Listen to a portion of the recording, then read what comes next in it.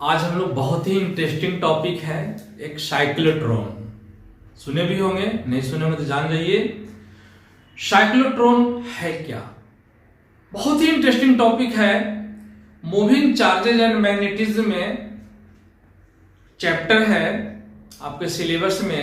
NCERT की book में एक हेडिंग है मूविंग चार्जेज एंड मैग्नेटिज्म। उसके अंतर्गत एक टॉपिक है साइक्लोट्रॉन, जो काफी इंपोर्टेंट है आपके सिलेबस के लिए, एग्जाम के लिए।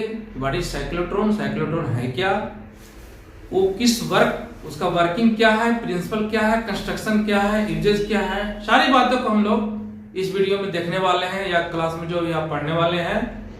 जिस प्लेटफॉर्म से आप देख रहे हैं, चाहे मेरा चैनल जो है YouTube channel Jitendra Kumar ji pro J5 class 12 physics का जो क्रैश कोर्स चल रहा है, तो आप चाहे जिस प्लेटफॉर्म से देख रहे हो, फेसबुक से देख रहे हो या यूट्यूब से देख रहे हो या इंस्टाग्राम, जो भी हो, किसी के माध्यम से शेयर हुआ हो, किसी भी प्लेटफॉर्म पर आप जिस माध्यम से भी वीडियो देख रहे हो, तो अगर मेरी चैनल से देख रहे होंगे तो अगर वीडियो पर लगातार बने रहिएगा, लास्ट तक बने रहिएगा। अगर अच्छा लगेगा तो आप इसको सब्सक्राइब कर लीजिएगा, है ना। सब्सक्राइब को बटन दबा करके, है ना, और बेल आइकन को दबा करके ऑल का नोटिफिकेशन दबा दीजिएगा।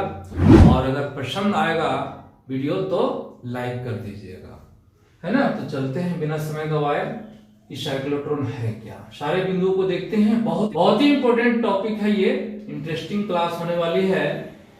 तो साइक्लोट्रॉन है क्या। क्वेश्चन सबसे पहला होता है कि साइक्लोट्रॉन है क्या। मशीन है, एक डिवाइस है, एक यंत्र है। किस चीज के लिए यंत्र है? ये चार्ज पार्टिकल को एक्सीलरेट करता है। किस लिए एक्सीलरेट करता है? एक्सीलरेशन है क्या, आप लोग पढ़े होंगे एक्सीलरेशन क्या है। Rate of change of velocity with respect to time is called acceleration. यानी वेलोसिटी में क्या करता हो, समय के साथ चेंज करता हो। तो जब वेलोसिटी चेंज करेगा तो उसका एनर्जी क्या होगा, पार्टिकल का हाई होगा। यानी कोई चार्ज पार्टिकल का बहुत हाई वेलोसिटी होगा तो काफी एनर्जेटिक होगा। और जब काफी एनर्जेटिक होगा तो उस चार्ज पार्टिकल का क्या यूज करते हैं, क्या पर्पस है, सारे बिंदुओं को देखेंगे। The cyclotron is a machine to accelerate charge particles और आयन टू हाई एनर्जी। यानी चार्ज पार्टिकल क्या, साइक्लोट्रॉन क्या है, एक मशीन है या डिवाइस भी कह सकते हैं, यंत्र कह सकते हैं, जो क्या करता है, चार्ज पार्टिकल्स या आयन को एक्सीलरेट करता है, यानी त्वरित करता है। किस चीज के लिए? हाई एनर्जी प्राप्त करने के लिए। इसको खोज कौन किए थे? साइक्लोट्रॉन को जो खोज किए थे, cyclotron was invented by E.O. Lawrence and M.S. Livingstone in 1934। Cyclotron uses both electric field and magnetic field in combination to increase the energy of charged particle। यानी कि साइक्लोट्रॉन में electric field and magnetic field का दोनों का use किया जाता है। किस चीज के लिए? चार्ज पार्टिकल्स या आयन को एनर्जी यानी हाई एनर्जी गेन करवाने के लिए।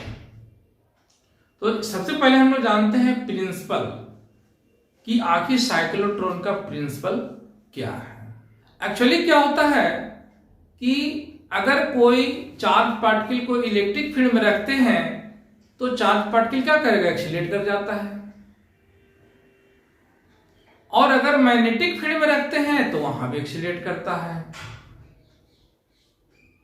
लेकिन जब इलेक्ट्रिक फील्ड और मैग्नेटिक फील्ड दोनों हो तो और ज्यादा उसमें एनर्जी डेवलप करता है। तो साइक्लोट्रॉन में क्या होता है कि इलेक्ट्रिक फील्ड और मैग्नेटिक फील्ड दोनों एक दूसरे के परपेंडिकुलर रखा जाता है। उसको कहते हैं क्रॉस फील्ड। पूछता है आपसे क्वेश्चन ऑब्जेक्टिव में, क्रॉस फील्ड्स रिलेटेड टू, यानी किस यंत्र से जुड़ा हुआ है, तो ये साइक्लोट्रॉन से जुड़ा हुआ है क्रॉस फील्ड। क्योंकि इसके अंदर इलेक्ट्रिक फील्ड और मैग्नेटिक फील्ड क्या होता है, एक दूसरे के परपेंडिकुलर होता है, इसलिए इसको कहते हैं क्रॉस फील्ड। यही कंसेप्ट है कि इलेक्ट्रिक फील्ड और मैग्नेटिक फील्ड को क्या करते हैं, परपेंडिकुलर रखते हैं साइक्लोट्रॉन के अंदर में, उस यंत्र के या उस मशीन के अंदर में, ताकि चार्ज पार्टिकल का काफी एक्सीलरेट होने के लिए। प्रिंसिपल ऑफ साइक्लोट्रॉन, प्रिंसिपल क्या है, सिद्धांत क्या है, साइक्लोट्रॉन का सिद्धांत क्या है। प्रिंसिपल ऑफ साइक्लोट्रॉन में ये जो है इसका मेन जो बेसिक प्रिंसिपल है, it is based on principal that a positive charged ion can acquire sufficiently large energy with comparatively smaller potential difference is applied when that charged particle accelerated in cross field inside the two semicircular disc like metal conductors। दो गो इसके अंदर क्या होता है, cyclotron के अंदर अभी जो आगे पढ़ेंगे इसमें दो गो क्या होता है, सेमी सर्कुलर डिस्क होता है मेटल कंडक्टर का, कंस्ट्रक्शन में हम लोग देखेंगे आगे। तो कंपैरेटिवली स्मॉल पोटेंशियल डिफरेंस लगा करके बहुत ज्यादा एनर्जी हम लोग गेन करते हैं। और यहां पर क्या होता है, क्रॉस फील्ड, क्या होता है, क्रॉस फील्ड। ध्यान देना है, क्रॉस फील्ड हम इसीलिए कर रहे हैं, यहां पर इलेक्ट्रिक फील्ड मैग्नेटिक फील्ड दोनों का यूज किया जाता है। इलेक्ट्रिक फील्ड के लिए ऑसिलेटर लगाते हैं, यानी कि सोर्स लगाते हैं और पोटेंशियल डिफरेंस का सोर्स लगाते हैं, और इसके अंदर एक मैग्नेट, दो मैग्नेट लिया जाता है चैम्बर के अंदर, एक नॉर्थ पोल एक साउथ। इसके अंदर क्या होता है, दो गो सेमी सर्कुलर डिस्क लाइक होता है, मेटल कंडक्टर होता है, डी शेप होता है, जिसको डीज भी कहते हैं, डीज आगे बताएंगे। डीज, डी डबल ई एस, डीज पूछता है कि डीज रिलेटेड टू, तो साइक्लोट्रॉन। फिर पूछता है कि क्रॉस फील्ड रिलेटेड टू, तो साइक्लोट्रॉन। उस तरह सब्जेक्टिव उठाता है। तो मुख्य सिद्धांत इसका यह है कि स्मॉलर पोटेंशियल डिफरेंस अप्लाई करके बहुत ज्यादा मात्रा में सफिशिएंटली लार्ज एनर्जी क्या करते हैं हम लोग, चार्ज पार्टिकल का एक्वायर करते हैं। कहां पर, साइक्लोट्रॉन के अंदर में, क्या मेटल कंडक्टर के अंदर जो सेमी सर्कुलर डिस्क बना होता है उसके अंतर्गत क्या करते हैं हम लोग, क्रॉस फील्ड को अप्लाई करके स्मॉलर पोटेंशियल डिफरेंस अप्लाई करके क्या करते हैं, यानी कम मात्रा में पोटेंशियल डिफरेंस अप्लाई करके बहुत sufficiently large amount of energy हम लोग गेन करते हैं, चार्ज पार्टिकल का करते हैं हम लोग, लार्ज एनर्जी गेन करते हैं अपने किसी पर्पस के लिए। तो इसका मेन प्रिंसिपल यही है। अब हम लोग जानते हैं कि इसका साइक्लोट्रॉन का कंस्ट्रक्शन कैसा होता है, इसकी संरचना किस प्रकार की होती है, ये हम लोग जानते हैं। कंस्ट्रक्शन ऑफ साइक्लोट्रॉन, यानी साइक्लोट्रॉन का संरचना किस प्रकार से होता है, बना, हम लोग इसके बारे में पढ़ेंगे। कंस्ट्रक्शन में, कंस्ट्रक्शन ऑफ साइक्लोट्रॉन में जो कंस्ट्रक्शन है, तो it consist of two D shaped hollow semi circular metal chamber D1 and D2। इसमें क्या होता है, ये जो आप साइक्लोट्रॉन का जो फिगर देख रहे हैं, इसमें क्या होता है, दो डी शेप्ड का hollow semi circular metal chamber होता है, D1 and D2। D like होता है, मेटेलिक चैम्बर होता है, हॉलो होता है, hollow semi circular metal chamber होता है। दिखता कैसा है, डी शेप्ड का होता है, जो इंग्लिश में जो लेटर होता है ABCD, तो डी शेप्ड का होता है। क्योंकि दो होता है इसलिए डीज बोलते हैं, डीज। तो आपको एग्जामिनेशन में पूछता है डीज, डीज के बारे में पूछता है कि डीज क्या है, डीज कहां पर आता है, डीज रिलेटेड टू, बहुत इंपोर्टेंट है डीज। तो चूंकि दो साइक्लोट्रॉन के अंदर में इनसाइड द साइक्लोट्रॉन क्या होता है, टू डी शेप्ड का semi circular hollow metallic chamber होता है, जिसको हमने D1 D2 नाम दिया है। तो चूंकि दो डी शेप्ड का है इसलिए डीज कर दिया गया, प्लूरल डीज, है ना, याद रखना, D's related to cyclotron. The two D's are placed horizontally with a small gap। ये दोनों जो D's होते हैं, ये दोनों D शेप का जो hollow semi circular metal chamber जो होते हैं D लाइक का, D शेप का, वो क्या होते हैं, इस तरह से हॉरिजॉन्टली रखे हुए हैं, और बीच में क्या होता है, स्मॉल गैप होता है। प्लेस्ड हॉरिजॉन्टली रखते हैं, स्मॉल गैप के साथ क्या होता है, एक दूसरे से अलग होते हैं, small gap separating them. The D's are connected to the source of high frequency electric field। ये जो डीज जो होते हैं हाई फ्रीक्वेंसी इलेक्ट्रिक फील्ड से क्या होते हैं, कनेक्टेड होते हैं। हाई फ्रीक्वेंसी सोर्स किस का, इलेक्ट्रिक फील्ड के लिए। The dees are enclose in a metal box, ये जो डीज होते हैं मेटल बॉक्स के अंतर्गत होते हैं। containing a gas at low pressure of the order of 10 to the minus 3 mm of Hg. The whole apparatus is placed between the poles of strong electromagnets north and south. Cyclotron में यहां पर जो gas लेते हैं तो positive ion जो produce होता है गैप में, the positive ions are produce in the gap between the two dees by the ionisation of the gas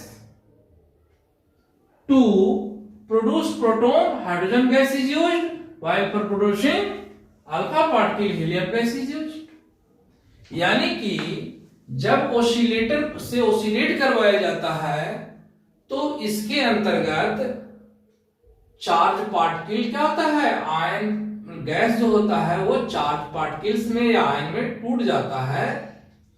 तो आयनाइजेशन के लिए हम लोग गैस का यूज करते हैं, और अगर प्रोटॉन डेवलप करना हो तो उसके लिए हम लोग हाइड्रोजन गैस का यूज करते हैं। जबकि अगर अल्फा पार्टिकल अगर यूज प्रोड्यूस करना है तो उसके लिए हम लोग हीलियम गैस का यूज करते हैं। तो ये आपका रहा कंस्ट्रक्शन। अब हम लोग बात करेंगे कंस्ट्रक्शन में, देख लिए यहां पर मैग्नेटिक फील्ड है, आउटवर्ड है, ये डिफ्लेक्शन प्लेट है, ये एग्जिस्ट पोर्ट है, यहां से चार्ज पार्टिकल क्या था, हाई एनर्जी होकर के निकलता है ना। तो ये आपका रहा कंस्ट्रक्शन रहा। Working of cyclotron. साइक्लोट्रॉन किस प्रकार से वर्क करता है, किस प्रकार से कार्य करता है। अब देख रहे जो साइक्लोट्रॉन देख रहे हैं इसमें क्या होता है, high frequency of alternating voltage का यूज किया जाता है। क्या समझे, ये जो ऑसिलेटर देख रहे हैं इसमें क्या होता है, हाई फ्रीक्वेंसी का अल्टरनेटिव वोल्टेज का यूज किया जाता है। कहा डी के देख रहे हैं कि डीज में ऑसिलेटर क्या है, दोनों डीज में जुटा हुआ है। तो ये जो सोर्स होता है वो बहुत ही हाई मतलब कि अल्टरनेटिव वोल्टेज होता है। किस चीज के लिए, इलेक्ट्रिक फील्ड डेवलप करने के लिए। तो सबसे पहले ऑसिलेटर में हम क्या करते हैं, हाई फ्रीक्वेंसी अल्टरनेटिव वोल्टेज को अप्लाइड करते हैं डीज में। जो डायग्राम आपको दिखाई पड़ रहा है साइक्लोट्रॉन का, ठीक है, किस चीज के लिए, चार्ज पार्टिकल्स को डेवलप करने के लिए या आयन को डेवलप करने के लिए। जैसे मैं पहले बताया कि अगर प्रोटॉन डेवलप करना हो तो इसमें हाइड्रोजन गैस का यूज करेंगे, और अगर अल्फा पार्टिकल डेवलप करना है तो हीलियम गैस का यूज करेंगे। ठीक है। अब यहां पर क्या होता है कि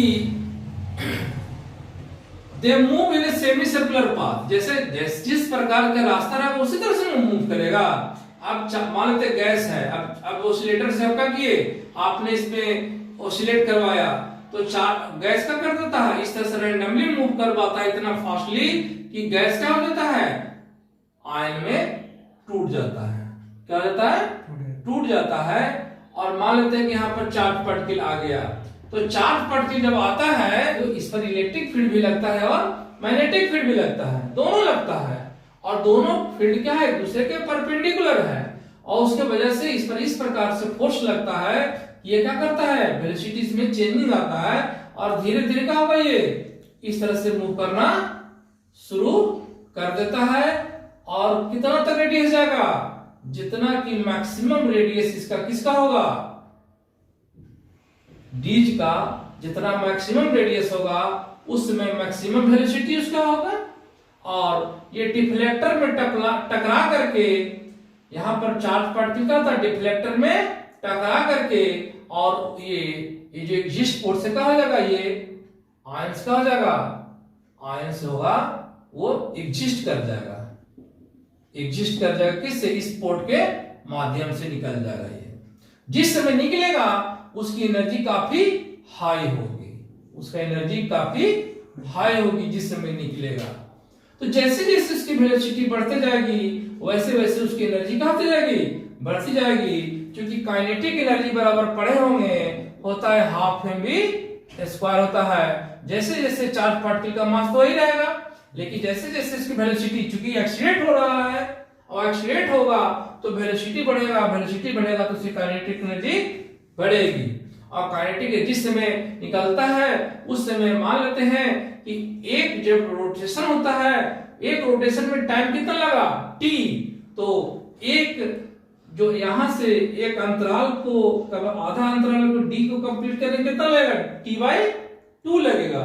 और फिर यहां से कितना लगेगा, t/2 लगेगा। मान लेते हैं जो फ्रीक्वेंसी, सपोज करते हैं कि साइक्लोट्रॉन का फ्रीक्वेंसी कितना है, let frequency of cyclotron is कितना, न्यू सी क्या है, साइक्लोट्रॉन का फ्रीक्वेंसी है। ठीक है, तो जानते होंगे कि टाइम और एंड टी मान लेते हैं कितना है, टाइम पीरियड टी है, टाइम पीरियड इज टी। तो पढ़े होंगे कि टाइम पीरियड जो होता है से फ्रीक्वेंसी का क्या होता है, इनवर्सली प्रोपोर्शनल होता है। ठीक है, टाइम पीरियड क्या होता है, फ्रीक्वेंसी का इनवर्सली प्रोपोर्शनल होता है। और हम लोग ये भी जानते हैं, ऑल्सो नो दैट क्योंकि चार्ज पार्टिकल का इस तरह से ओसिलेट करता है, ऐसे घूमते है ना, जिस समय निकलेगा उस समय उसकी रेडियस क्या होगी, चार्ज पार्टिकल जो सर्कुलर पाथ उसका होगा, अच्छा तो हेलिकल है, लेकिन उस समय सर्कुलर पाथ का रेडियस मैक्सिमम होगा जिस समय वह निकलने लगेगा, और उस समय उसकी एनर्जी भी हाई होगी। तो एनर्जी कौन कौन चीज पर डिपेंड करता है, चार्ज पार्टिकल का एनर्जी कौन कौन चीज पर डिपेंड करता है, उसका टाइम पीरियड कौन कौन चीज पर डिपेंड करता है, वेलोसिटी कौन कौन चीज पर डिपेंड करता है, इन सब चीज के बारे में हम लोग पढ़ते हैं। तो मान लो कि जिस समय निकला उस समय मान लो उसकी फ्रीक्वेंसी कितनी है, साइक्लोट्रॉन की फ्रीक्वेंसी कितनी है, न्यू सी है, और टाइम पीरियड जो है रोटेट करता है, एक टर्न कंप्लीट करता है कितना, टी में, तो अगर हाफ कितना होगा, t/2 होगा। And also we know that, हम लोग जानते हैं कि न्यू सी साइक्लोट्रॉन का फ्रीक्वेंसी होता है कितना, qv/2πm। यहां पर 2π न्यू का वैल्यू कितना, qv/m है। यहां पर 2π न्यू का वैल्यू कितना है, qv/m है। क्योंकि आप इसको क्रॉस को मल्टीप्लाई कीजिए, 2π न्यू का वैल्यू कितना होता है, qv/m होता है। तो जिस समय चार्ज पार्टिकल तो टाइम पीरियड का वैल्यू कितना होगा, सो टाइम पीरियड का वैल्यू कितना हो जाएगा, t बराबर कितना होगा, 1/न्यू सी, और न्यू सी का वैल्यू कितना, इतना, इसको पुट करिएगा तो क्या हो जाएगा, बोलिए,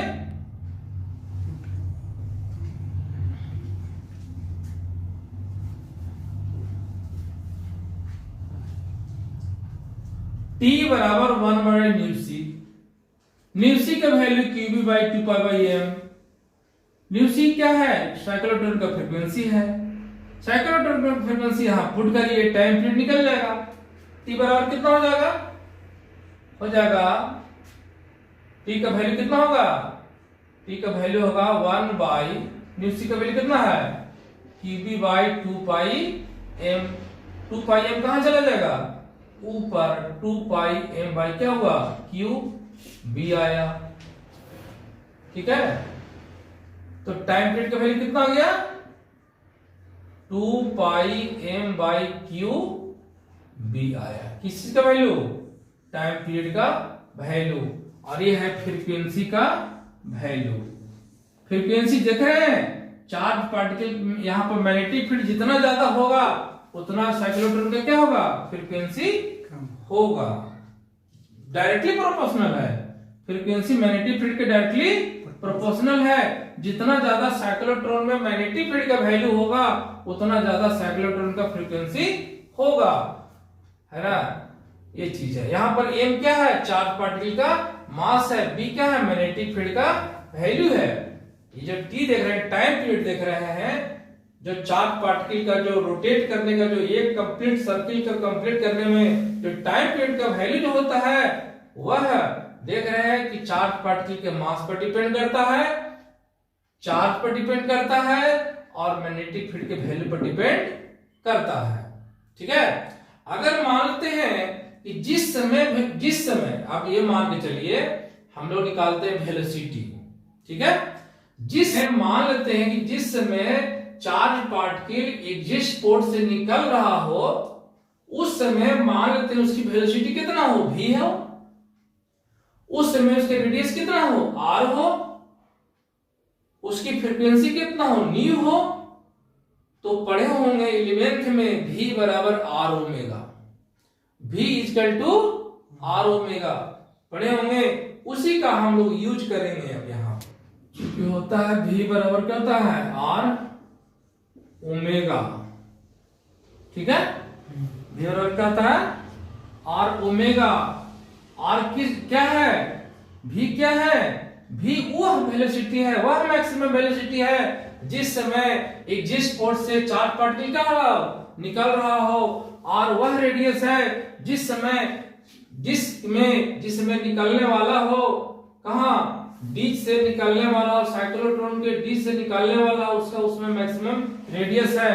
और चूंकि जानते होंगे कि r ओमेगा को वैल्यू होता है 2 पाई, क्या होता है, 2 पाई न्यू होता है, न्यू सी भी कर सकते हैं क्योंकि साइक्लोट्रॉन का फ्रीक्वेंसी है।